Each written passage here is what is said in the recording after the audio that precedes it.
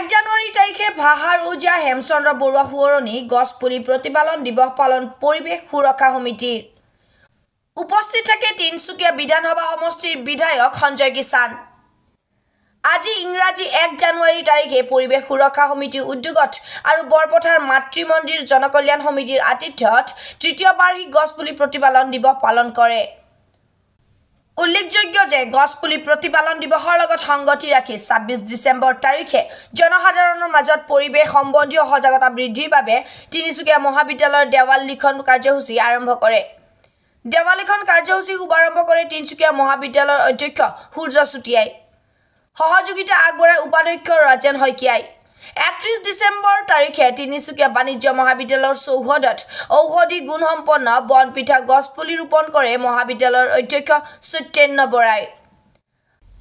আজিৰ কাৰ্যসূচী অনুসৰি তিনিচুকীয়া পৌৰসভাৰ ঘৰে ঘৰে পেলনীয়া সামগ্ৰী সংগ্ৰহ কৰি নিৰ্দিষ্ট স্থানত পেলাই তিনিচুকীয়া চহৰ স্বচ্ছতা ক্ষেত্ৰত বিশেষ অৰিহণা যোগাই অহা সাফাই কৰ্মীসকলৰ লগতে তিনিচুকীয়া জিলাৰ বিভিন্ন বিভাগত বিশেষ অৰিহণা থকা 5জন বিশিষ্ট ব্যক্তিক সম্বৰ্ধনা জনায়। বিশিষ্ট ব্যক্তিসকলৰ ভিতৰত যোৱা 30 বছৰ ধৰি পৰিৱেশ সম্বন্ধীয় সজাগতাৰ বাবে অসমৰ বিভিন্ন অঞ্চলত দেৱাল লিখা বিশিষ্ট পৰিৱেশ কৰ্মী কিৰণ গগৈ, তিনিচুকীয়া মহাবিদ্যালয়ৰ চৌহদত বিভিন্ন প্ৰজাতিৰ ঔষধি গছপুলি ৰোপণ কৰাৰ ব্যৱস্থা কৰা মহাবিদ্যালয়ৰ অধ্যক্ষ সত্যেন্দ্ৰ বৰা, জ্যেষ্ঠ সাংবাদিক বিশিষ্ট সমাজসেৱক ৰৌচন ভৰদ্বাজ, সুধাকণ্ঠ ভূপেন হাজৰিকাই প্ৰশংসা পত্ৰ প্ৰদান কৰা সাংস্কৃতিক কৰ্মী অজিত কুমাৰ মল্লিক, চুমুৰাই শিল্পী মকৰ সিং ভূমিজক সম্বৰ্ধনা জনায়। আজিৰ গছপুলি প্ৰতিপালন দিৱসত মুখ্য অতিথি হিচাপে উপস্থিত থকা তিনিচুকীয়া বিধানসভা সমষ্টিৰ বিধায়ক তথা খাদ্য আৰু অসামৰিক যোগান নিগমৰ অধ্যক্ষ সঞ্জয় কিষাণে সম্বৰ্ধনা পত্ৰ প্ৰদান কৰে। আজিৰ কাৰ্যসূচীত উপস্থিত থকা পৰিৱেশ সুৰক্ষা সমিতিৰ কেন্দ্ৰীয় সভাপতি ঋতুৰাজ বৰুৱাই মুখ্যমন্ত্ৰী হিমন্ত বিশ্ব শৰ্মাক সোনকালে চৰকাৰীভাৱে গছপুলি প্ৰতিপালন দিৱস ব্যৱস্থা কৰিবলৈ আবেদন জনায়। আজিৰ কাৰ্যসূচীত জ্যেষ্ঠ সাংবাদিক লেখক ৰূপম কাকতি, কেন্দ্ৰীয় কাৰ্যকৰী সভাপতি দিগন্ত ভট্ট, কেন্দ্ৰীয় সহকাৰী সম্পাদক অপূৰ্ব দাস, জিলা সভাপতি জীৱন দত্ত, জিলা উপসভাপতি ক্ৰমে বিচিত্ৰ বৰঠাকুৰ, কিশোৰ শ্বাহ, জিলা সম্পাদক ফটিক মৰাণ, জিলা সহকাৰী সম্পাদক দেৱাশিষ কৰ, জিলা প্ৰতিপালন সম্পাদক ক্ৰমে চন্দ্ৰশেখৰ চাহানী, ৰাজু বৰ্মন উপস্থিত থাকে। সকলোবোৰ শ্ৰদ্ধাৰ ব্যক্তিসকলক নতুন বছৰৰ অন্তৰৰ সৈতে শুভেচ্ছা জ্ঞাপন কৰিছোঁ। ভগৱানৰ ওচৰত প্ৰাৰ্থনা কৰিছোঁ ভগৱানে আমাক আশীৰ্বাদ দিয়ক, এই বছৰটো সকলোৰে বাবে সুখ শান্তি সমৃদ্ধিৰে পৰিপূৰক আৰু আমি সকলোৰে জৰিয়তে এখন সুন্দৰ সমাজ নিৰ্মাণ কৰি এই অসমখনক ভাৰতবৰ্ষৰ বুকুত এখন শক্তিশালী অসম হিচাপে প্ৰতিষ্ঠা কৰাৰ ক্ষেত্ৰত আমি যে নিষ্ঠা আৰু সততাৰে সকলোৱে নিজৰ দায়িত্ব পালন কৰিব পাৰোঁ তাকে মই কামনা কৰিছোঁ আৰু সকলোকে পুনৰবাৰ নতুন বছৰৰ হিয়া ভৰা শুভেচ্ছা জ্ঞাপন কৰিছোঁ।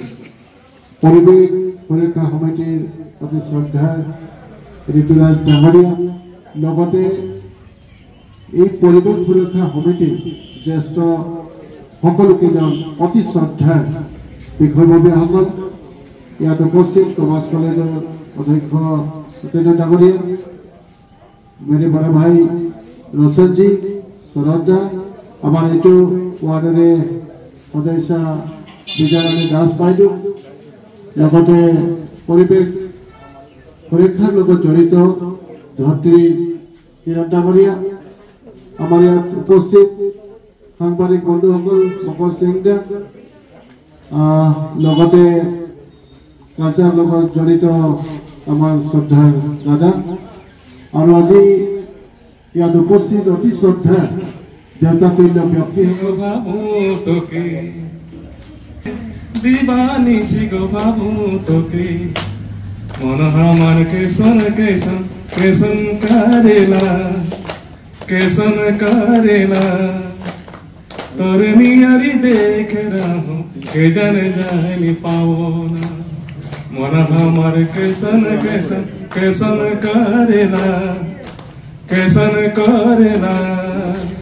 करनी यारी देख रहो के जन जाने पाओ ना भादो एकादशी राते फरके से देखो বিভিন্ন ধৰণৰ গছ কালি এতিয়া বন পিঠা যিজোপা মই আগতে দেখা নাছিলো, যথেষ্ট ডাঙৰ গছ যেনে তেনে তাক জীয়ামি আৰু যথেষ্ট কষ্ট কৰি হ'লেও তাক জীয়াবই লাগিব। ৰোপণ কৰা হ'ল বহুত মেডিচিনেল ভেলু থকা গছ। তেনেকুৱা ধৰণৰ গছ কেইবাজোপাও আমি মহাবিদ্যালয়ত ৰোপণ কৰিছোঁ। মেহগনি গছো আছে আমাৰ মহাবিদ্যালয়ত, যথেষ্ট ডাঙৰো হৈছে মেহগনি।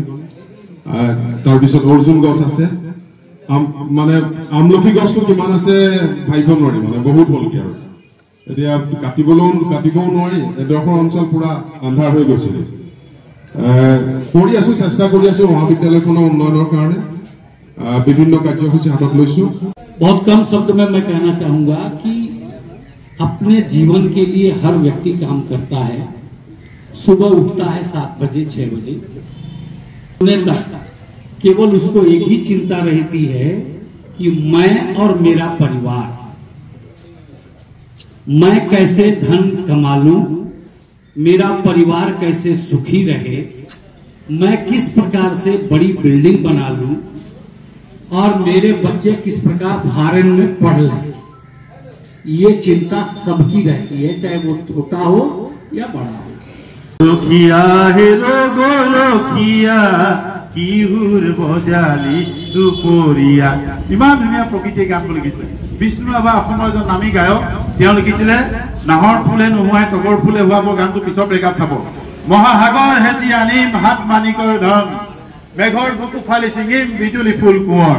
যদি মানিক ফুলে নোহোৱাই হাত ধৰিতে তোৰ, হিয়া ফালি উলিয়াই পিন্ধাম তেজাল পোৱাল মণিমুৰ। গতিকে আমাৰ অসম, আমাৰ পৃথিৱী ৰক্ষা কৰিবলৈ আমাৰ কলিজাটো ফালি দিবলৈও সাহস কৰিব লাগিব। তাকে মই বিচিত্ৰ ধৰিত্ৰী তৰফৰ পৰা মই বিশেষকৈ এই দায়িত্বটো দেৱাল লিখন স্কুলৰ ল'ৰা ছোৱালীক বুজাওঁতে এই সৰু ল'ৰা ছোৱালীবিলাকৰ যে অন্তৰত প্ৰকৃতিৰ প্ৰেম আছে, ইমান ভাল লাগে। সেইদিনা বাগানৰ স্কুল এজনৰ ল'ৰা এজনে কৈছে মোক, 5ৰ মানৰ ষ্টুডেণ্ট হ'ব, ছাৰ তোৰ নামটো মনত থম দেই। মোৰ একদম চকু পানী ওলাও লাগি গৈছে। সি যে হিজৰ হয়তো সি আপুনি বুলি ক'ব জানে, কিন্তু কোৱা নাই। আপুনি বুলি ক'লে নিজৰ নালাগিব যে তোৰ নামটো মনত থম দেই। আকৌ আৰু এখনৰ স্কুলত কৈছো মই, তোমালোকে মোক কিবা কথা সুধিবলৈ আছে নেকি? তেতিয়া কৈছে ছাৰ আপোনাৰ ঘৰত কোন কোন আছে, ছাৰ ভালকে যাবগৈ দেই। এনেকে যে LP স্কুলৰ ল'ৰাবিলাকে মোক কয়, মোৰ খুব ভাল লাগে। তেওঁ মই ৰেডিঅ'ত এদিন মোৰ গুৱাহাটী ৰেডিঅ'ত সুধিছে আপোনালোকে যে ভৰি ধুৱাই দিয়ে কিয়? মই কৈছো ভৰি ধুৱাই দিয়াটো পৃথিৱীৰ সংস্কৃতি। যীশুখ্ৰীষ্টই নিজৰ শিষ্যক ভৰি ধুৱাইছিলে, শ্ৰীকৃষ্ণই সখীয়েকক ভৰি ধুৱাইছিলে, আমাৰ শংকৰদেৱেও ধৰক চৰণ স্পৰ্শ কৰা কথাটো কৈছে। এতিয়া মই সকলোকে এনেকে পৃথিৱীখন চুই তেওঁলোকক ভৰিত নমস্কাৰ কৰিছো বুলি কওঁ ছাত্ৰ ছাত্ৰীসকলক, যে তোমালোকে মা দেউতাৰ কথা শুনিব লাগিব, ছাৰ বাইদেউৰ কথা আনন্দ দিব লাগিব আৰু প্ৰকৃতিক ভাল পাব লাগিব। কিতাপৰ যোগেদি প্ৰকৃতিৰ কথা শুনিব লাগিব। এই কথাবোৰ কৈছো। শেষলৈ আহো। Really we are proud our green art, safe tree, safe culture, love book, talent our brain, busy the small work, wealth our health, health our parents. আমি নতুন প্ৰজন্মক প্ৰকৃতি প্ৰেমী কৰিব লাগিব। তেওঁলোকে এই দুটি কাম কৰিবলৈ আপোনালোকে উৎসাহ দিব। গছৰ কথা আপোনালোকে যি জানে তাকে বুজাব। এটা ল'ৰাই যদি গছ ৰুৱে নহয়, লাহে লাহে ডাঙৰ কৰে নহয়, সি কেতিয়াও বেয়া হ'ব নোৱাৰে। সেইকাৰণে আপোনালোকক আজি এই বিশেষ দিনটোত আমি নৱবৰ্ষ, আজি ইংৰাজী নৱবৰ্ষৰ শুভেচ্ছাও যাচিছোঁ। তেওঁলোকে ভালে থাকক। আমাৰ চহৰখন ধুনীয়াকৈ আপুনি চাফা চিকুণ কৰি আপোনালোকে ৰাখিছে, সেয়া আৰু আগলৈ আপোনালোকে কৰি যাব। প্ৰথমে মই আপোনালোকৰ চেনেলৰ জৰিয়তে সকলোকে 2024 বিদায় কৰি 2025 পদৰাৰ বাবে সকলোকে নতুন বছৰৰ অন্তৰ্ভৰা শুভেচ্ছা জ্ঞাপন কৰিছোঁ। আশা কৰিছোঁ নতুন বছৰটোত আমি সকলোৱে সুখ শান্তি সমৃদ্ধিৰে আগবাঢ়ি যাম।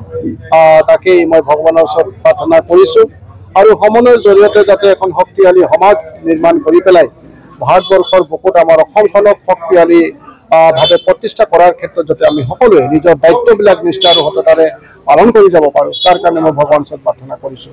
মই পৰিৱেশ সুৰক্ষা সমিতিক অন্তৰৰ সৈতে ধন্যবাদ জ্ঞাপন কৰিছোঁ যে তেখেতসকলে আজি 2025 প্ৰথম দিনটো এটা মহান কাৰ্যসূচী তেওঁলোকে হাতত লৈছে।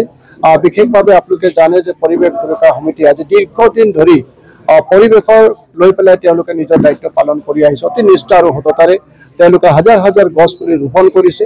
কেৱল ৰোপণে কৰা নাই, এই গছ পুলিবিলাক ডাঙৰ দীঘল কৰাৰ ক্ষেত্ৰতো সম্পূৰ্ণ ব্যৱস্থা তেওঁলোকে লৈছে, যাৰ কাৰণে আজি তিনিচুকীয়া অঞ্চলত হাজাৰ হাজাৰ গছ আমি দেখা পাইছোঁ। গতিকে এই প্ৰকৃতিৰ বাবে এটা মহান কাম বুলি পেলাই মই ভাবিছোঁ। তাৰ লগতে আজি যিসকল লোক বিশেষভাৱে পৌৰসভাৰ লগত জড়িত হৈ আমাৰ তিনিচুকীয়া চহৰখনক পৰিষ্কাৰ কৰাৰ ক্ষেত্ৰত সদায় দিনে ৰাতিয়ে তেওঁলোকে নিজৰ দায়িত্ব পালন কৰিছে।